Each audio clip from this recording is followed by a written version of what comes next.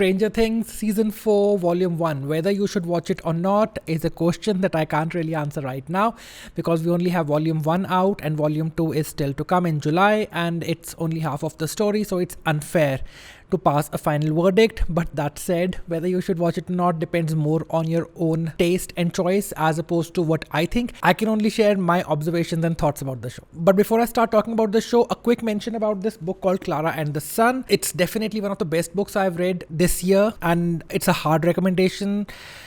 Sci-fi of sorts, literary fiction also it's being considered as. I have two editions of this book. One is this wonderful hardback edition which has this gold leafing on the spine, and another is this paperback edition, this straight paperback which I used to read.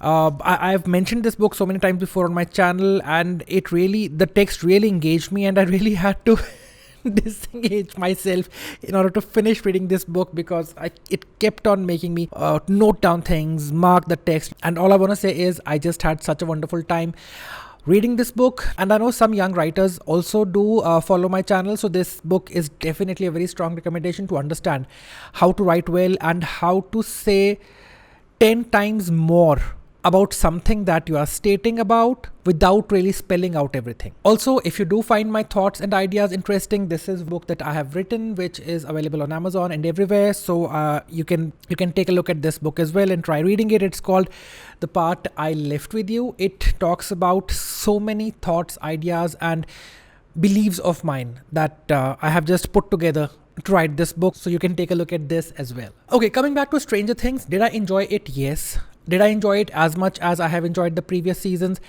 No. The first season I think is uncomparable. The Stranger Things can never reach the level that they achieved in season 1. Season 2 was a bit of a downer. Season 3 I did enjoy more than season 2. And season 4, although it had its moments, but they were very few and sparsely placed. There was this one moment of massive satisfaction that I got and it comes through really, really strong. You will know when it happens. It's when 11 picks up the skate. So that was something which I actually, whistled out loud.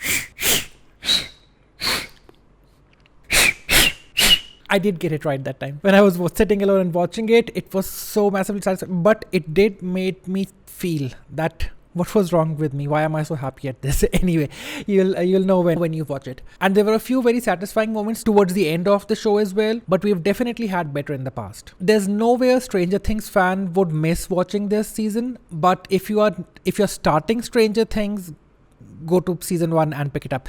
One thing which I was very disappointed with was the inclusion of very graphic and grotesque violence that was shown on screen.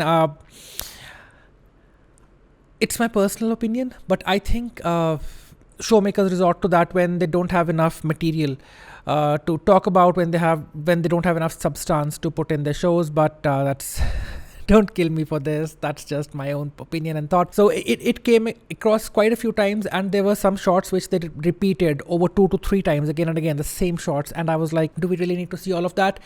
It also made me think that this show kind of has a very strong appeal for the young teenage group, and because of all of this violence, the show here in India is being rated as 16 plus. So I have a feeling that they're losing out on a lot of viewership because of this inclusion of this violence and gore. There are those laugh out loud moments, and Winona Ryder, as always, is someone who I enjoy a lot watching on the screen.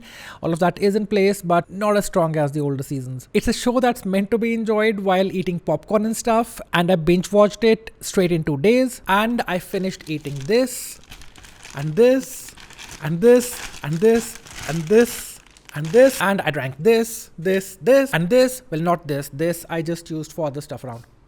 But anyway, so it's a fun show. It's not supposed to be dug into with a lot of seriousness. And, I didn't even try to explore the philosophies and thoughts they were trying to push, even if they're trying to push. It's a thrilling sci-fi drama horror show, and that's how I enjoyed it, and it worked for me from that point of view. Why the show has been working for me ever since season 1 and this season also, why I did enjoy it, is because it has a very strong Stephen King feel to it.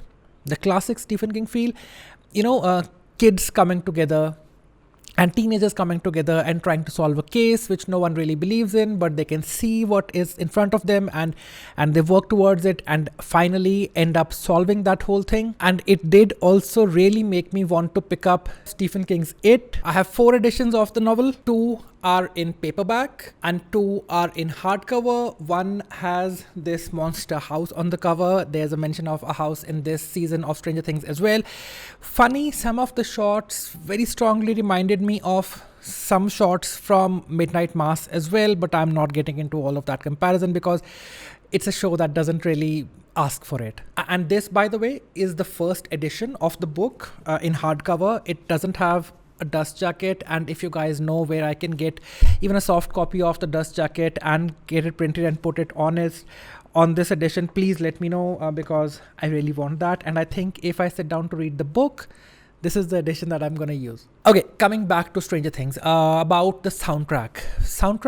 See, it always features songs from the 80s, and that's a limited resource. There are only enough songs from the 80s which are good and which work well, and I think over the past 3 seasons most of the songs have already been exhausted. This season did not have such a satisfying soundtracks of season 1 and season 2 that I actually ended up getting this album on vinyl, which I'm really happy about. I play this a lot. It's got some of the best songs from the 80s, and it also came with a very nice poster as well, which is lying there. Let me just get it. There you go. It was from Stranger Things season 2. I don't think I will get Stranger Things 4 soundtrack on a vinyl, even if they come up with more goodies better than this one, but I might get a soundtrack on a CD. Alright guys, so that's basically it for today, and I'm waiting on Stranger Things 4 Volume 2, drops July, and I think a spin-off of Stranger Things is also under consideration right now, so that is some excitement. Also, there are some Stranger Things novels and graphic novels available out there as well. I think there are a total of 5 Stranger Things novels, and the graphic novels I didn't really check, but I think there are 3 volumes of the graphic novels that have come out so far. So if you're interested, you can take a look on those as well. Those novels essentially tell the backstory of certain characters and certain incidents. So we get a backstory from Hopper, and we get a few backstories from a few other characters as well. I think I will pick up a few and check them out. Also, I've had these 2 books from Stranger Things as well. And this is an official Netflix Stranger Things book, and this is more of an unofficial guide. So it says Notes from the Upside Down, an unofficial guide to the hit TV show. I think I should pick up these as well. This book has a very interesting treatment to it.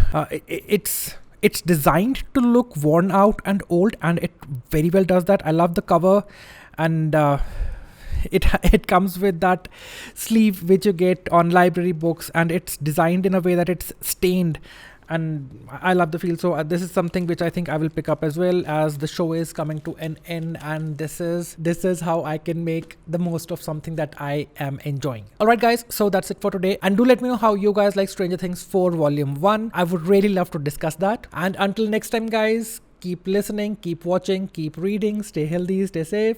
Cheers. Today I'm going to try some proximity effect with my microphone.